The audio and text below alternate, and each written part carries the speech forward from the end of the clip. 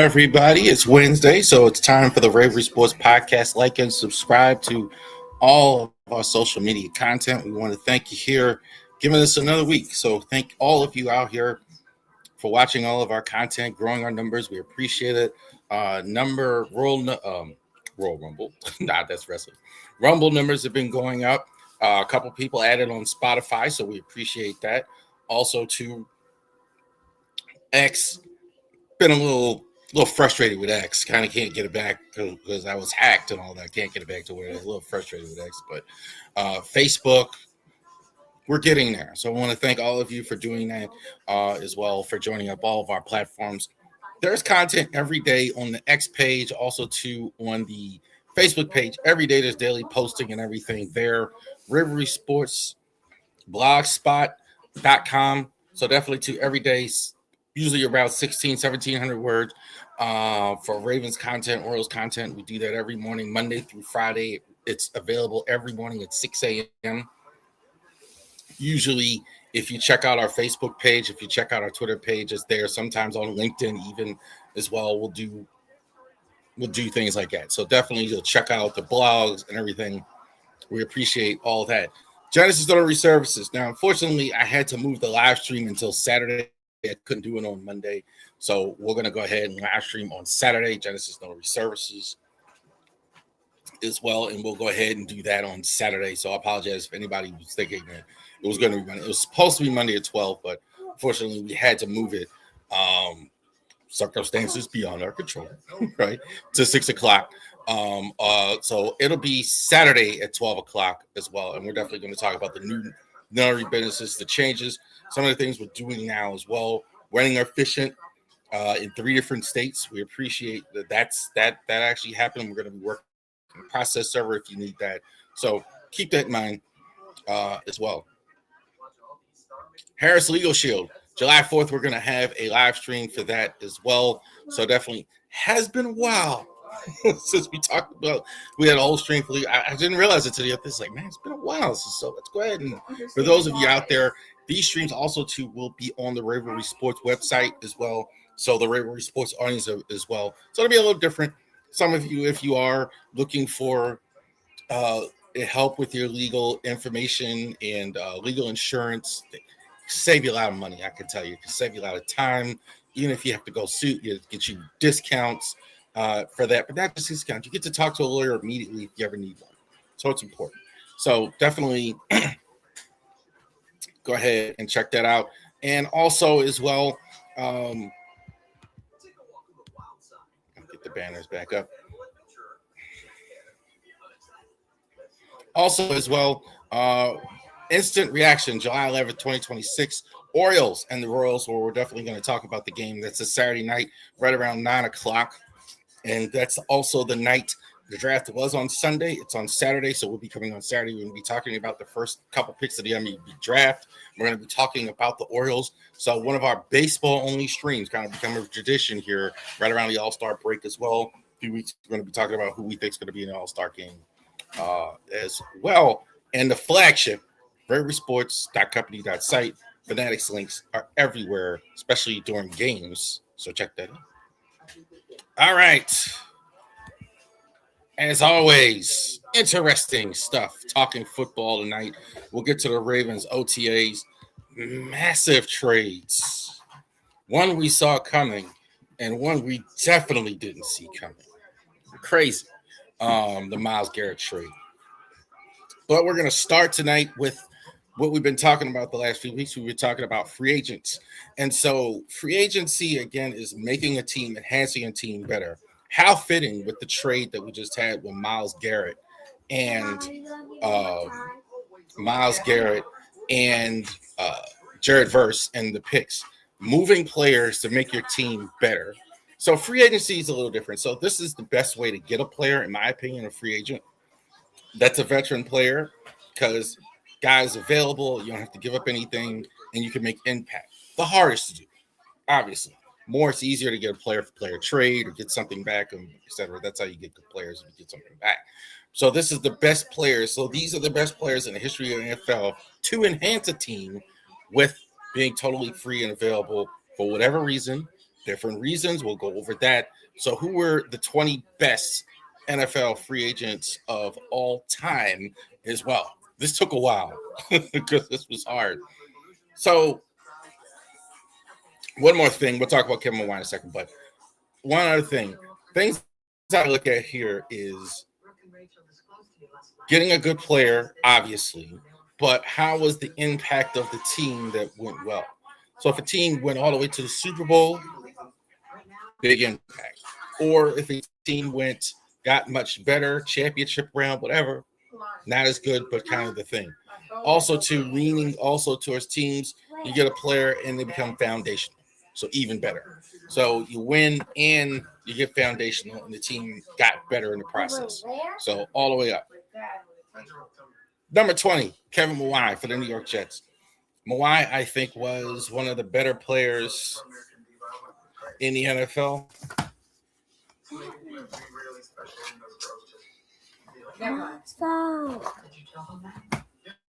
One of the better players in as well. So a center. So this was kind of more when free agency was just kind of starting. The league was just trying to figure it out. And the Jets, this is Bill Parcells. If you look at him, he was a guy. The Jets, believe it or not, this was a Jets weren't any good. If y'all can believe that, obviously. But Bill Parcells kind of turned it around. We're going to start looking like the Jets of the '69. He changed the uniforms, a sweater. He brings a guy like Kevin Mawae in. Mawae, I think, was one of the better offensive line additions of all time. Mawae, I think, probably one of the best Hall of Fame level players as well. Really changed things, really solidified the line, which is a total mess before it got there. Number 20, Kevin Mawae. Number 19, Revis Island, Darrell Revis. The only reason this is so low is because he was only really there for 1 year.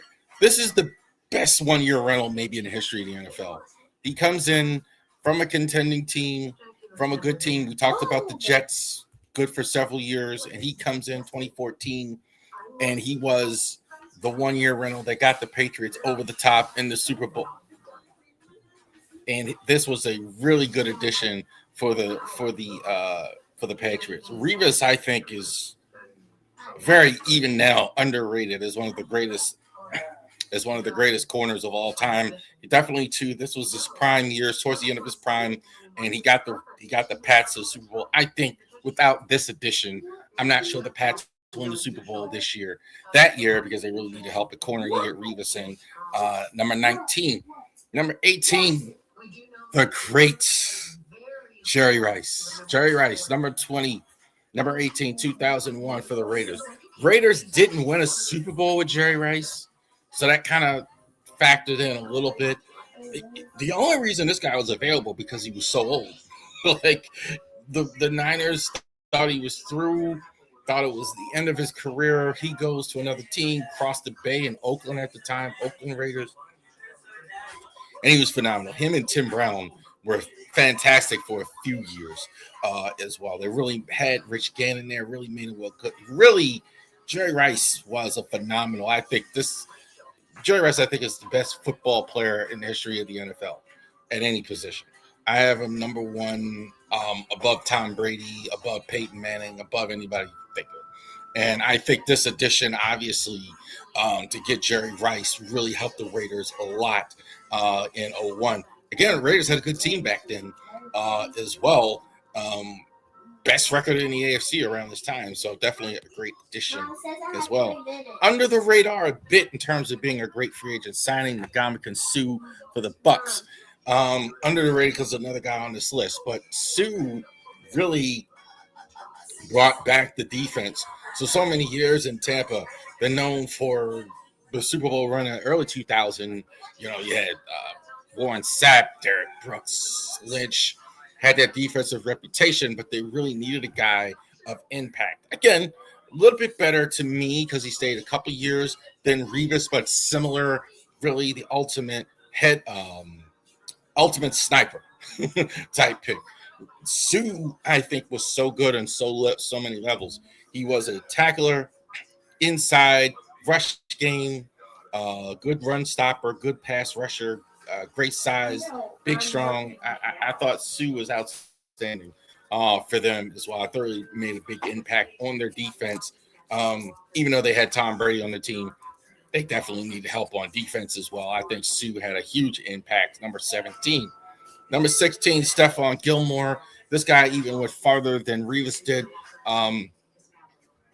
Again, this was a guy the Patriots brought in. A little bit of a surprise that they did. I mean, they kind of pared down some of the receivers, got rid of some receivers the year before, kind of with Malcolm Butler, etc. And Gilmore became the number one receiver, became a defensive player of the year, really became one of the really good Patriot players and one of the best players defensively in the league as well. Really shut down stuff while he was there. So he was really good before that in Buffalo. But I think a lot of us would agree. We kind of remember him more as a New England Patriot. 2017 Patriots again during that great run where they had Brady, etc. So I think Gilmore was an outstanding corner for them. They needed corners too in New England. They didn't have this killer pass rush at all times. I mean, they had decent pass rushers, decent defenses, but they really relied on solid corner play as well. And they got it with Revis. Previously, they had some good corners throughout there. Gilmore, I think, was an excellent signing for them 2017 at McCourty Brothers, guys like that. Steve Hutchinson, number 6, number 15 for the Minnesota Vikings.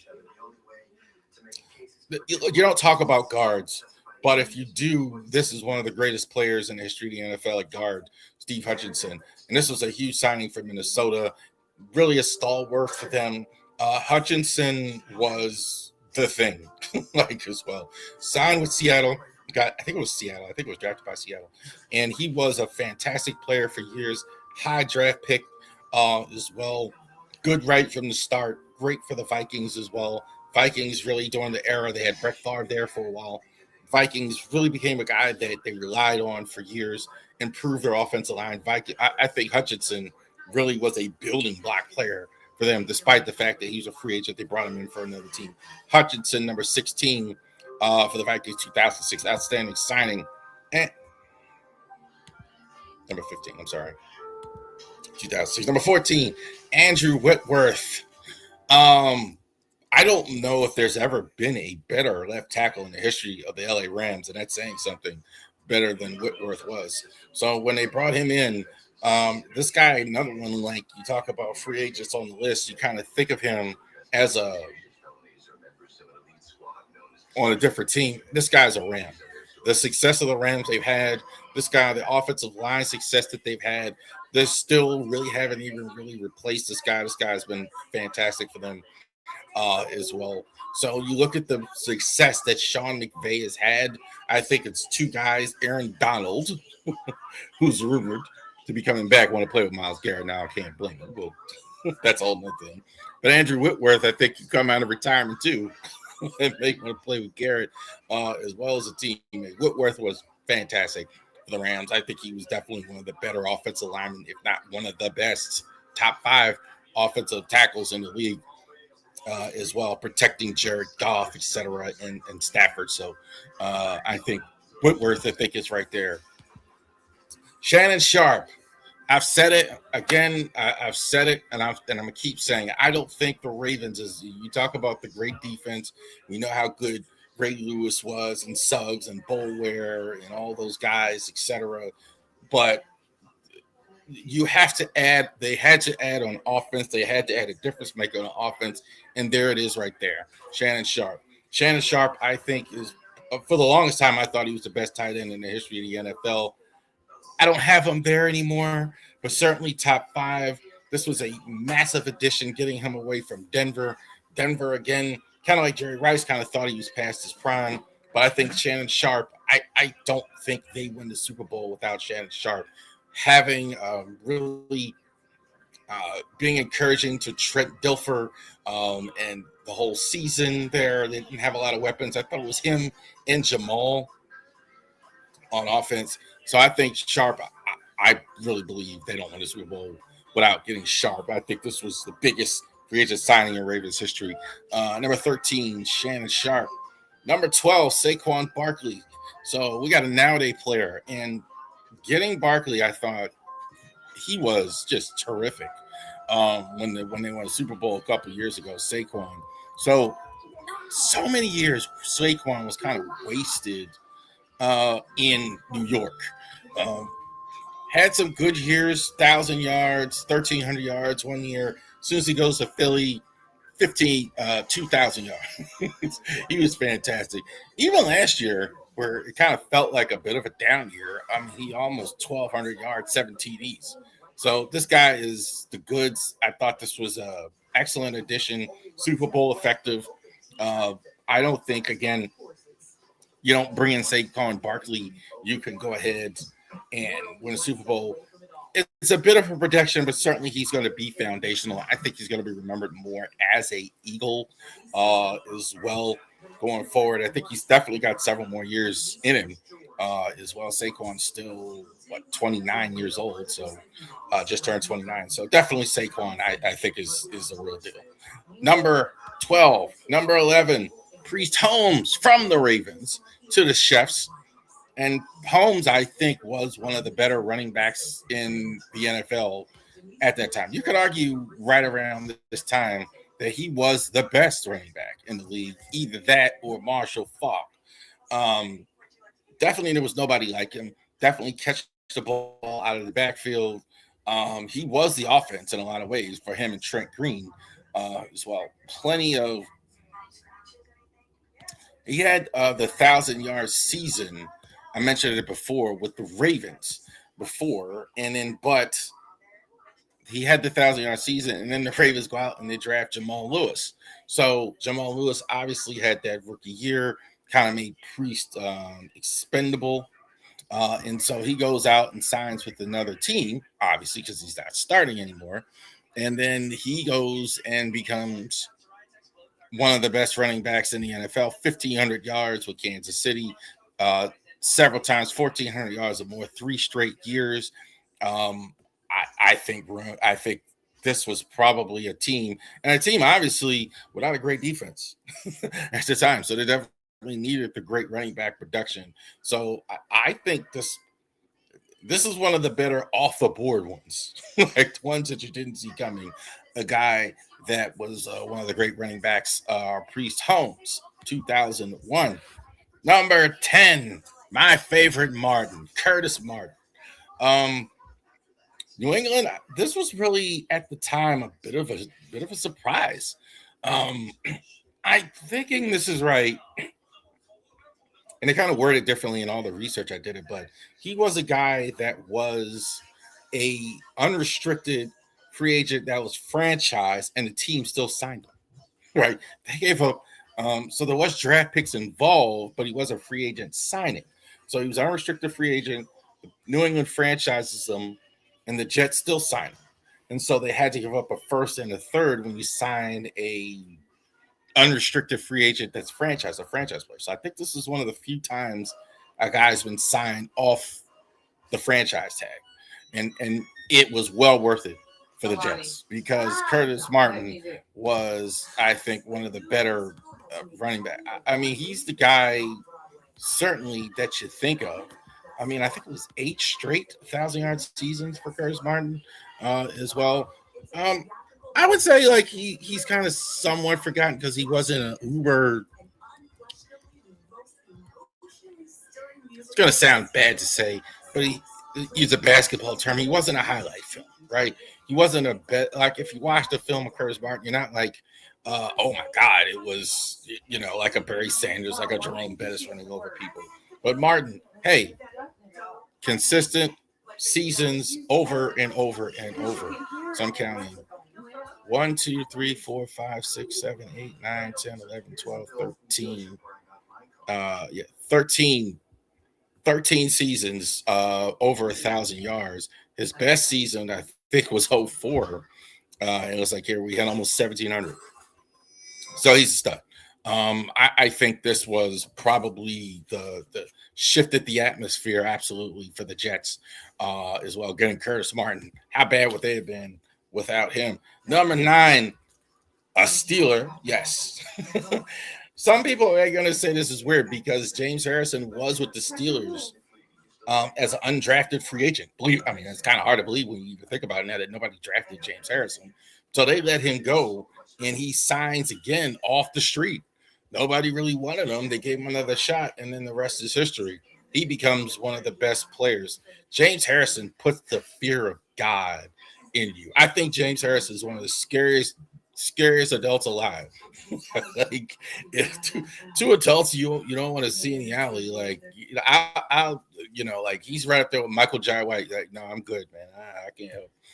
Like he is a scary dude, physical, ferocious guy, and just a guy who just worked. He just worked his way. Wasn't a guy came in. I think he came.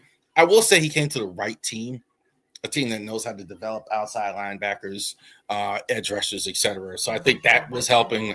But Harrison was a beast in every way. You can fix it.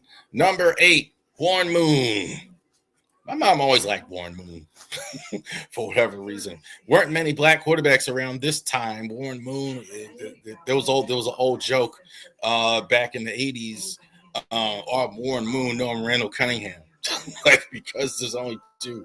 Warren Moon, you say he's a free agent. How? He was from Canada, another street free agent. So a guy there was actually a bidding war because he was so good in Canada as well. And you want to talk about a guy that changed the whole thing. Warren had a tremendous offense.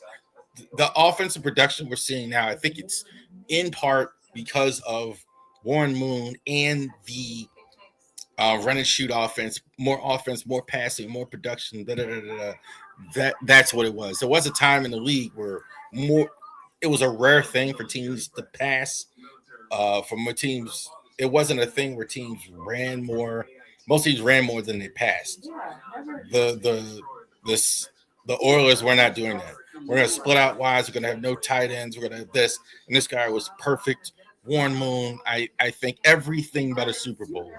Everything but a Super Bowl. I think this was one of the greatest free agents additions. I think he was number 8 as well. That's probably the only reason this isn't higher. But this was great. Warren Moon, I think, was fantastic. Number 7, Kurt Warner. So again, another near miss of a Super Bowl as well. Kurt Warner, nobody thought that he was any good anymore. Had a great little run with the Rams. Kind of had his job taken by Bulger, so they moved him to New York.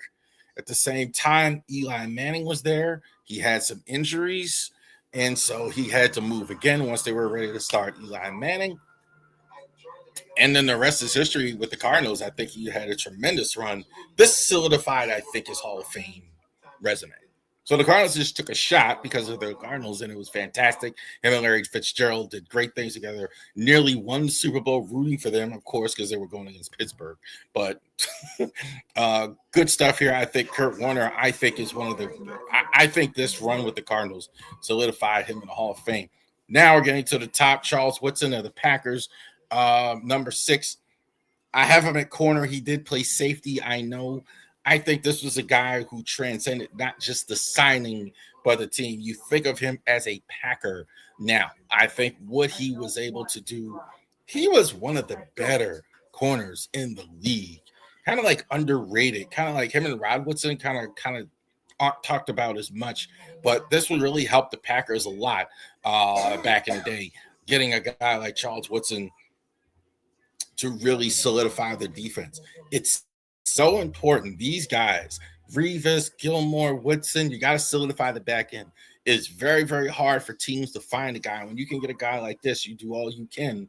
And Woodson, I think, was a NFL Defensive Player of the Year level guy for them as well. So it was a huge signing getting Charles Woodson from the Raiders. Number 5, everybody knows this guy, Deion Sanders, 1994. You could easily say he could be on this list for Dallas the next year. I think this was more impactful, 94.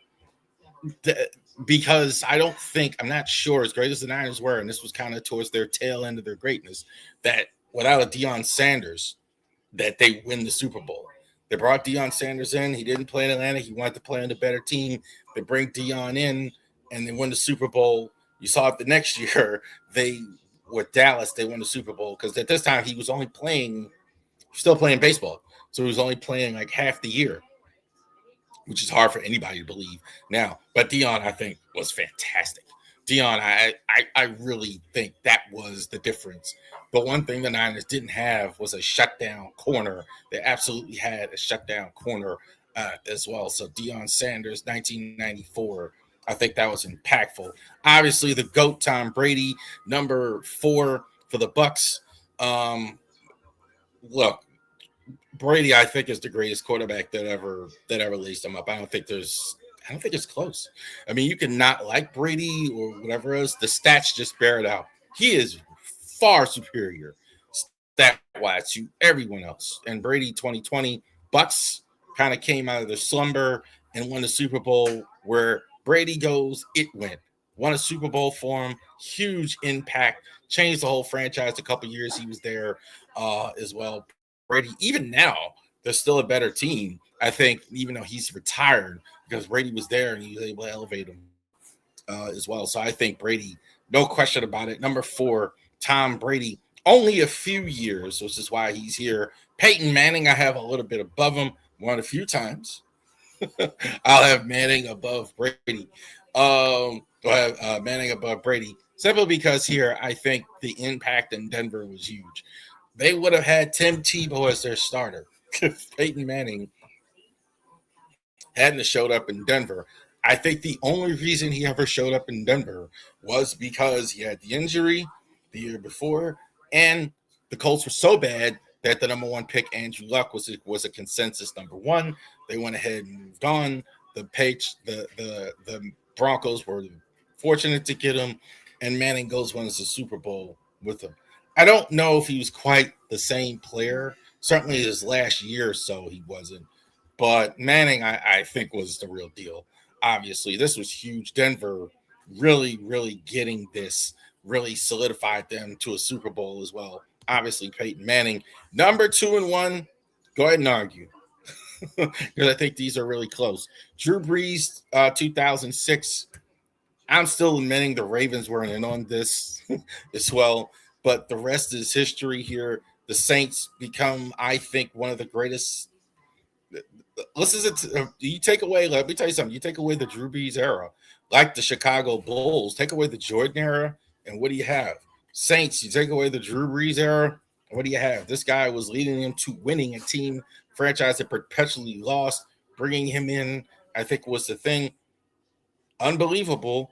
Ravens weren't at all interested. The whole saga, Nick Saban wanting to bring him into Miami because of the shoulder injury, which is why he was being let go in San Diego and the drafting of Philip Rivers. They wind up passing the medicals. Saints went ahead and signed them, took advantage. The rest is history. Culpepper, they actually did sign, washes out. Breeze, I think, is Hall of Fame worthy, easy coasting already into the Hall of Fame. One of the greatest quarterbacks in the NFL history of the NFL. I still have it number 2, but times the guy I think that created free agency, and I think that's why I still have him 1.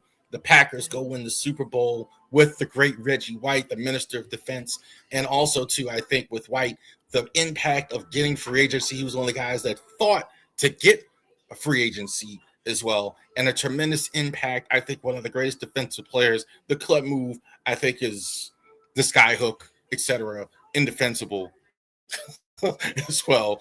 Number 1, Reggie White. I think Reggie White, one of the greatest defensive players in the history of the NFL. I think he's still number 1 greatest free agent signing ever.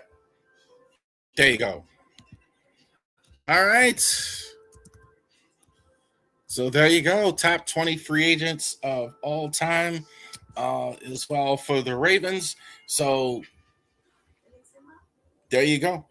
Thank you for that. And everybody out there watching, go ahead. This will be posted on social media tomorrow. Go ahead and argue with me if you want as well. You'll be wrong, but you can go ahead and argue like that. Reggie White, I think, is the greatest of all time. I don't think there was a better free agent acquisition in the history of the NFL than Reggie White. I think Breeze, I think if you say Drew Brees, I don't have a real problem with that either. Simply because in those 2 guys, they also were not only great pickups, great years of findings, but the fabric of the city and the linchpin over a long period, I think is true with both guys. So not only did you get the pickup for the Super Bowl, you got guys to change your whole thing as well. So there you go. Top 20 free agent signings ever. OTAs about done. Final week here of OTAs. We talked about it here. We've been talking about the OTAs here as well. Don't have a lot on the OTAs. Um, Lamar's here. I think much too much is being made of attendance for Lamar and everything like that. Lamar is in camp. He has not talked about his contract. I think that's the real issue. They're still negotiating. I think both sides are tough negotiators. I think that's a thing that'll get done as well. Um, Mentioning Keandre Jackson, who was a standout as well, big in the competition there as well for the Ravens. Ravens looking for some depth safety help. A little bit more of a thing, a little bit of a competition there as far as safety help. Tyler Luke has looked good so far. That's good as well. Going to be some heat on him, obviously, because he missed the last kick at the end of the year. So we will see there. Mike Green offered praise from Anthony Weaver. So that's a thing there as well. Definitely, too, Declan Doyle introducing his new offense. No more fullback. So I'm really curious to see how this is going to look as well, because now you have a new fullback as well. You're not going to have a fullback. You're going to have a whole bunch of tight ends. How is this going to look as well? Do want to mention one more thing here along with Ravens OTAs. Rest in peace to Raymond Berry, former Baltimore Colt. All my father ever talked about was how good of a player Raymond Berry was, along with Johnny Unitas as well. Those era of guys that actually lived in Baltimore, right? Jim Parker would always he had for years he had a business in Baltimore.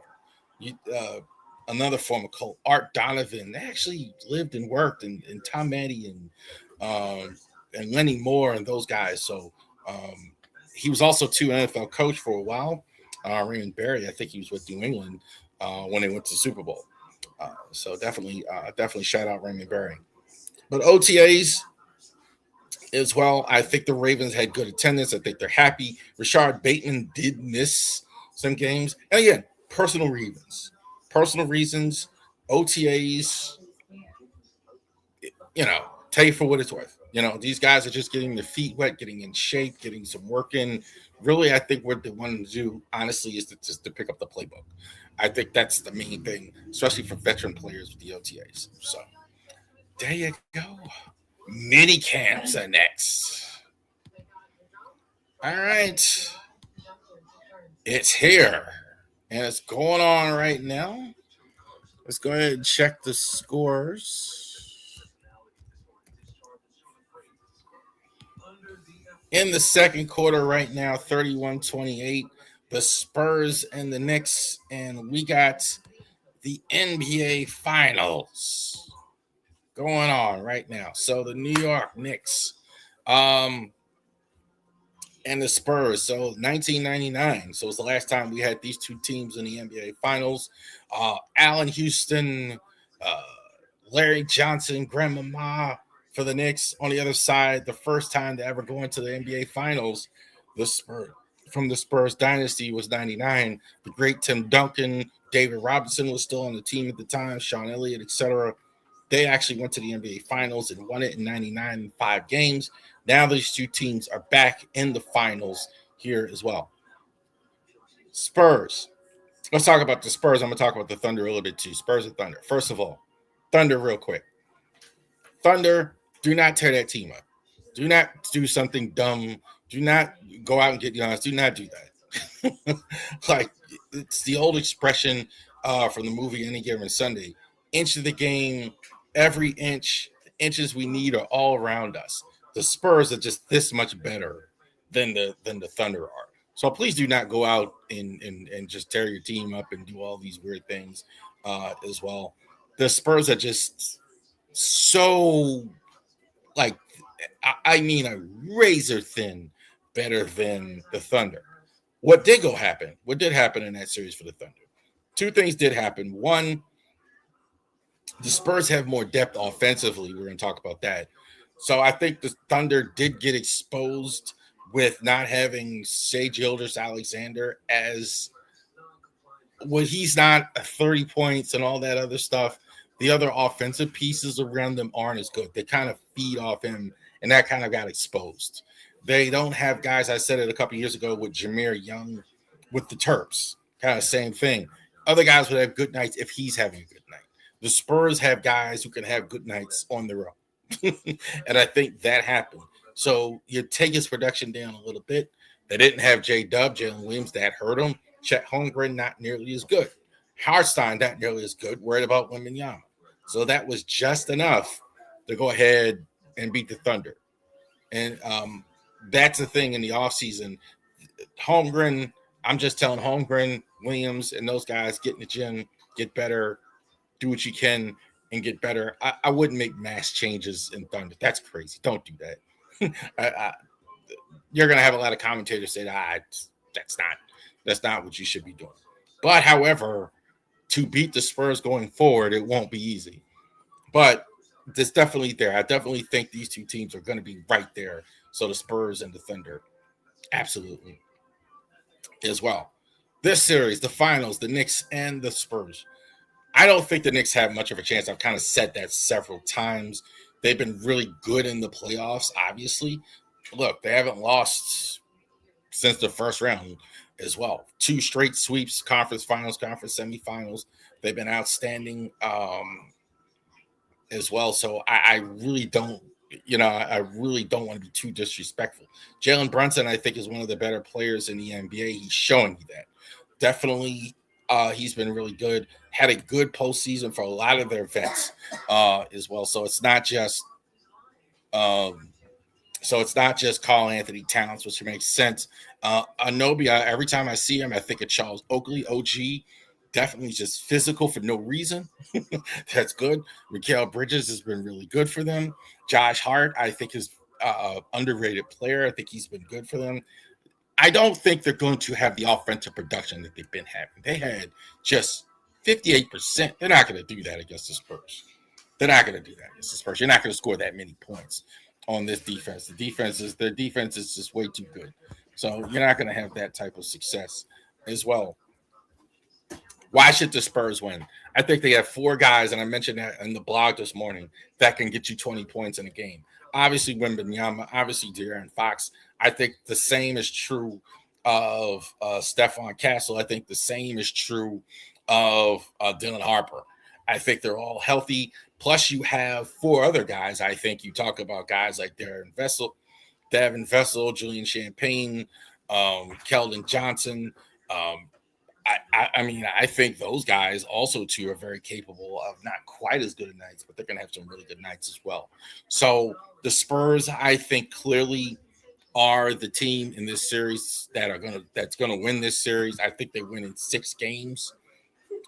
It's going to be interesting. I think the Knicks are going to fight here, but I really don't see a scenario where they can overtake a really good Spurs team.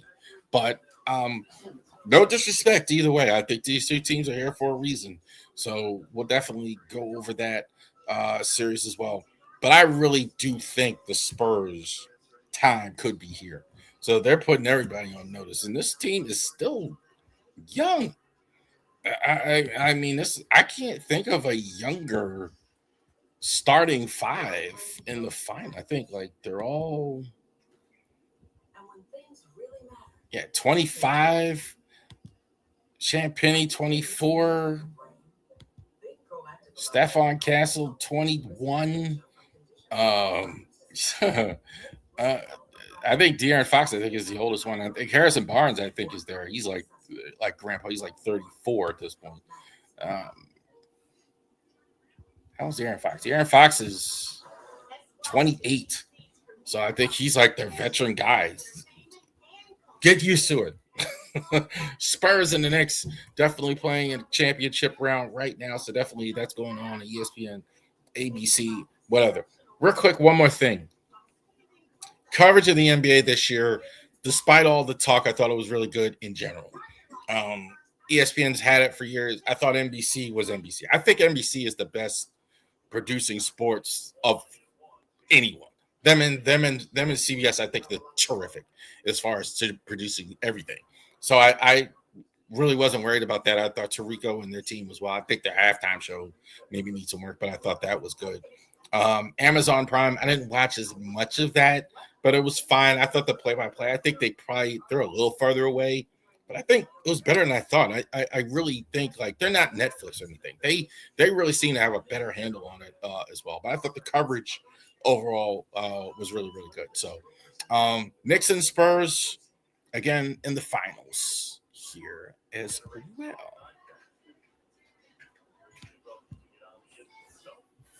All right, let's get the music going.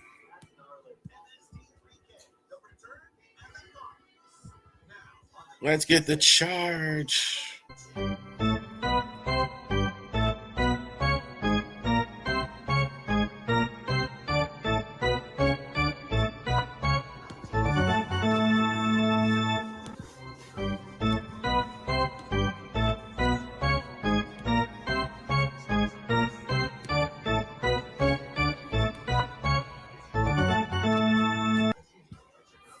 Y'all recognize that? So that's the charge. You play it at baseball games.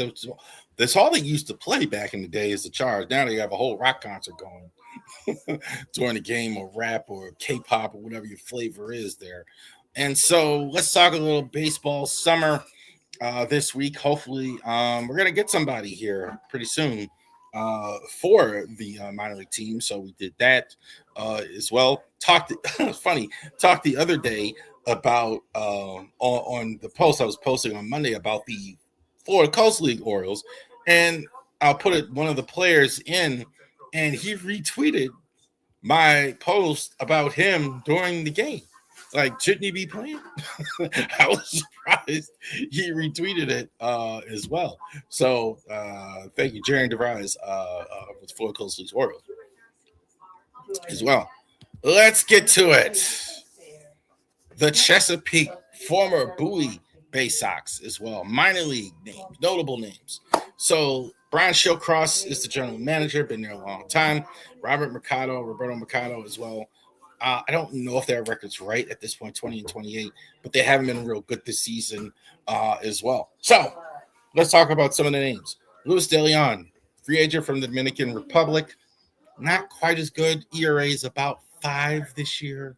So still a good prospect for them, but not off to a great start. Griffo Farrell, I compared him to Justin Pedroia. He certainly hasn't hit like Justin Pedroia. He got promoted, at least, unlike Vance Honeycutt, who's still in single A.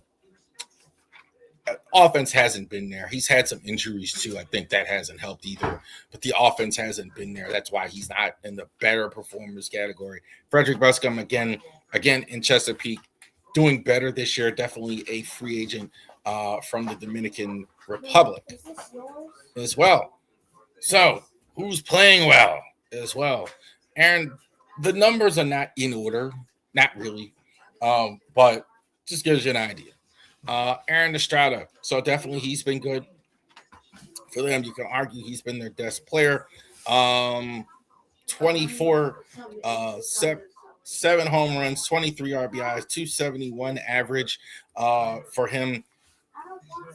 He's bigger than he looks, bigger than I thought. Like, as far as him, I kind of do dig, even though he's a middle infielder, plate presence. He kind of has that as well. Kind of got more pop in his bat than you suspect for a guy who's been a middle infielder his whole career as well. So hitting 271, 7 home runs, 23 RBIs. I think he's been really good for them. 271, that's really good. So we just talked about Griffo Farrell and Vance Honeycutt as well. There was a guy in that same draft that was drafted behind him who's been playing very well. Ethan Anderson from the University of Virginia is 22 years old, 8 home runs, 18 RBIs. I don't sleep on this guy. So definitely I was really impressed with him in college when I saw him, and I've definitely been fairly impressive as well. So of those guys, you kind of like him a little bit later. He's been really good as well. He's definitely going to be in AAA. I think at some point this year as well. So definitely too. Still a good group of catchers they have. Not top 10 baseball, not quite there yet, but we're definitely going to see good prospects next week when we talk about Frederick. But definitely keep an eye on him. I think it definitely too. I don't think a major league career is out in the offing. Tavian Jonas-Berger, center fielder, definitely too. Leading the team is stolen bases with 17. Not hitting for average as much, 221, but 3 home runs, 26 RBIs. Very good defensively. Very impressive with his speed, very impressive in the outfield. You see like clips of him, man, and he's like snatching away home runs several times. And that tells you what they think of his defensively. I think potential is there. I think him on defense. Thomas Sosa is a name. He's been in the Orioles system for a while, working his way all the way up from Dominican Republic. 4 home runs, 21 RBIs as well. We'll see. I think power numbers still have to grow. Pitching, Sebastian Gongoria as well. Best pitcher there for them this year. I think 51 strikeouts as well. 2.356 ERA. Been solid. Not a hard thrower. Not with the blue heat and everything like that, but definitely has been solid for them. Evan Yates, also in the rotation for them. Kind of the same, kind of more of a crafty guy, not really the blue heat. It's okay that if you don't throw 97, 98, you could pitch and get to the major, especially if you're a starter like these guys. It's okay. Let's see how they do for the rest of the year. 35 strikeouts as well. And then the bullpen, Micah Ashman, 34 strikeouts, 1-1, 2.348 ERA. I think Ashman, I think last year they had a guy, Keegan Gillies, might have overcooked it a little as well because he was so good in the bullpen. So Ashman, I think, is a guy you want to keep an eye on. I think definitely he could take the path of Anthony Nunez at some point where he gets into the bullpen. So keep that in mind. And next week, we'll talk about the Keys. There you go. All right, so those are the Chesapeake Baysox as well, formerly Bowie Baysox. So definitely check out the Baysox as well. Next week, we're going to talk about, obviously, they're back in the Orioles organization, the Frederick Keys, as well. I'm very excited about that. It's simply because it's close to my home. The Keys, I get to go to a Keys game and I get to watch. And I think, too, the Keys, they have the best talent as far as potential major league talent in the Orioles organization right now. That's when you want to know where the prospects are. That's where they are in Frederick as well. Okay. So we're in June, and so we're going to recap the month of May. Got a bit of a resurgence. Tonight's not our night. Obviously, the Orioles were terrible as well. Bassett got beat up again.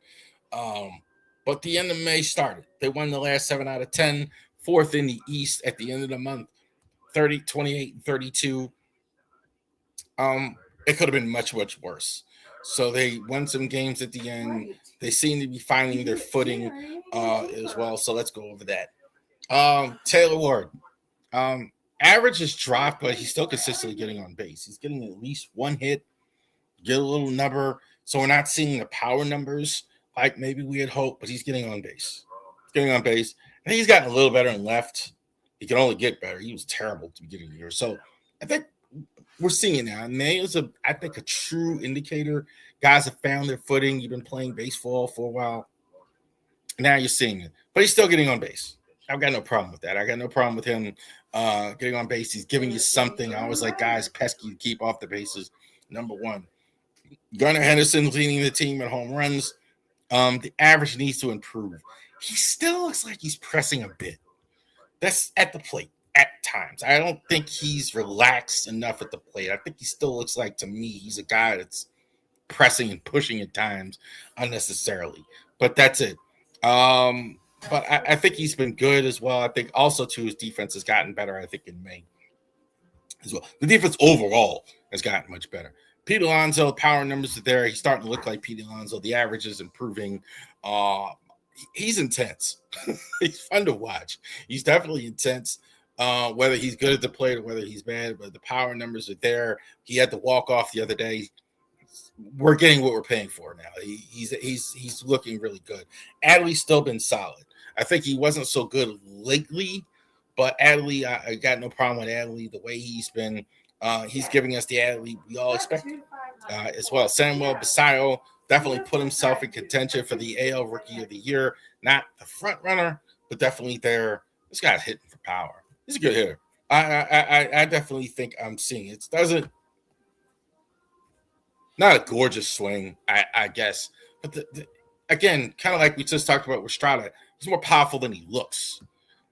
I don't even mean that to be insulting, but it definitely doesn't intimidate. But he's definitely more powerful than he looks. Leody Taveras, only true real center fielder on the MLB roster. Yeah, I mean, I got no problem putting him in center field every day. He's a good defensive player. He's going to give you some production offensively. He's a solid major leaguer, not a great player by any means, but a solid major leaguer. Tyler O'Neill, I don't know what to tell y'all. Like, I don't.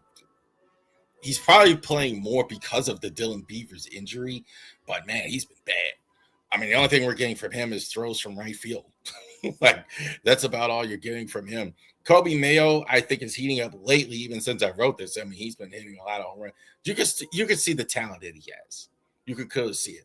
Once he got that home run, it really kind of got him off the snide. Now he's on a bit of a heater. He's been doing well. Jackson Holiday, TBA, I think it's good to have him back. He's still working his way back. That's clear. I don't like yanking him in and out of the lineup, though. Why? I don't, again, they seem to be doing this with a lot of guys, like just yanking them in and out. The first 5, 6, they kind of play every day, and then they kind of want to shift at the bottom a lot as well. Bradish has been the best pitcher that you have now. I think definitely you can list him as your number one starter. I don't care about the record 3-6. He was phenomenal. His last start was terrific. That was one of the better starts I've seen on any team all year. Brandon Young, I think clearly you could also put him as the ace. I think he's been solid as well all year. I think he's staying in the rotation regardless of what happens with Dean Kramer or anybody else. Baz finally is coming around. I think he was good the last few starts. Last night, he was terrific.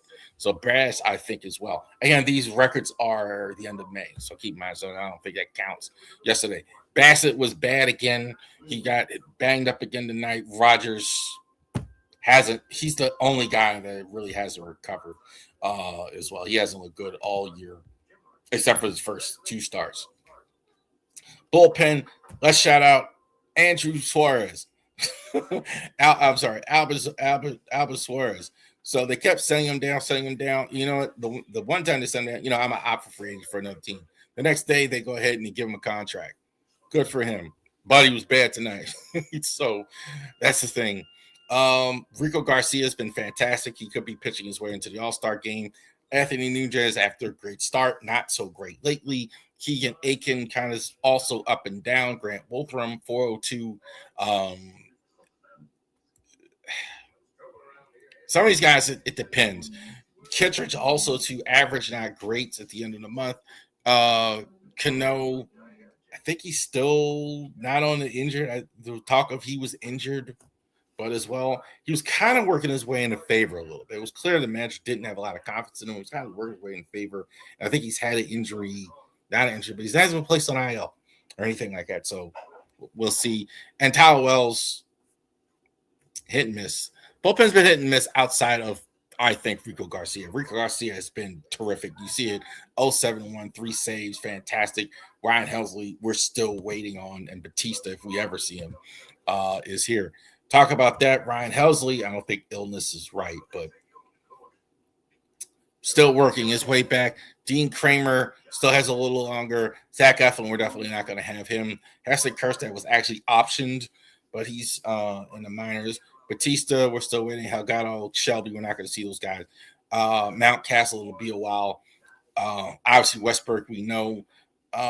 Beavers, I haven't heard much. I don't really know what's going on exactly with Beavers and Povich. Povich will be a while, even though he's on a 15-day, the last of this reporting here as well. Blaze Alexander off the bench has been really good, I think, as well. He's good defensively at different positions, which is always good. So that's a thing as well. Colton Cowser, after a good couple of games, he's kind of back on the bench again. They're not playing some of these guys. I mean, that's the way it is. Tyler O'Neill, I don't know. I had him on the other side too because technically he's a bench guy, but he is playing more because of Beavers. That's a thing. Weston Wilson and Jeremiah Jackson. Wilson is playing the least, I think, of everyone as well. Jackson's kind of found his way to the bench again. Not really playing as much. I don't think he did anything wrong. I think because Blaze Alexander's playing so well, I think it's kind of hard to keep him on the bench. So that's a real thing. There you go. That was May. um, they saved the season there. I think really Michael Ash might have saved his job with the play of his players for him that month. Was I don't think he'd have lasted much longer as well, and he's still seeing a lot less of the fire lies here in the last league because the team has actually been better.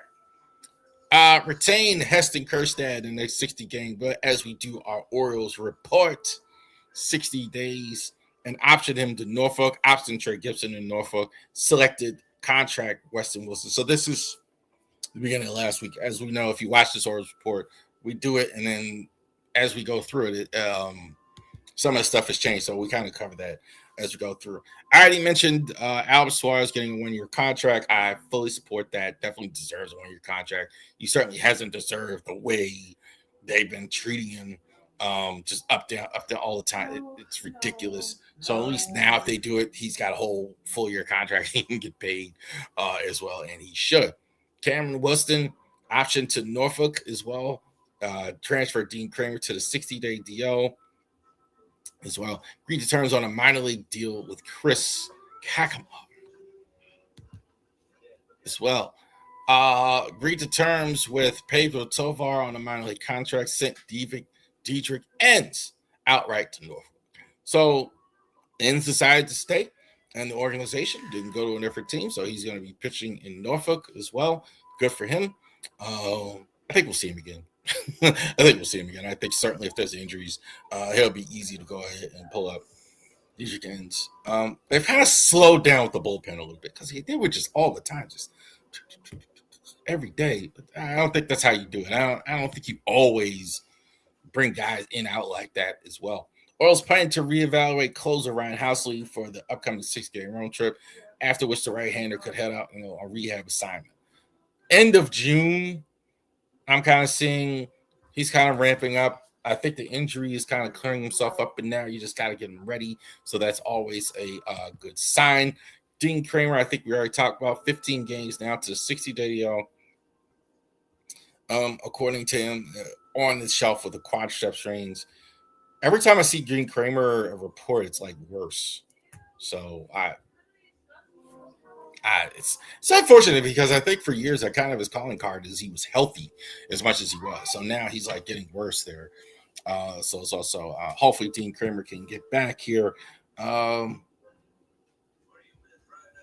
Pete Alonso seen his average go up 43 points and his OPS go up 101 points on a 6-game hitting streak that helped the series opener in against the Sox. Alonso's been fantastic here of late. So this is exactly what we wanted as well, getting a guy that's actually getting the power production as well. We're going to have him for 4 more years, Pete Alonso. So hopefully we can continue to get that production. Who's been hot. Samuel Basal's been good. I think he's been good for a lot of the year as well. Best catcher combination in the entire MLB the Orioles have. Blaze Alexander. He's also good defensively. Really impressed with that. He's also good, too, not just at one spot, at all spots. I think he's made good defensive plays everywhere they put him. The last start Bradish had was fantastic as well.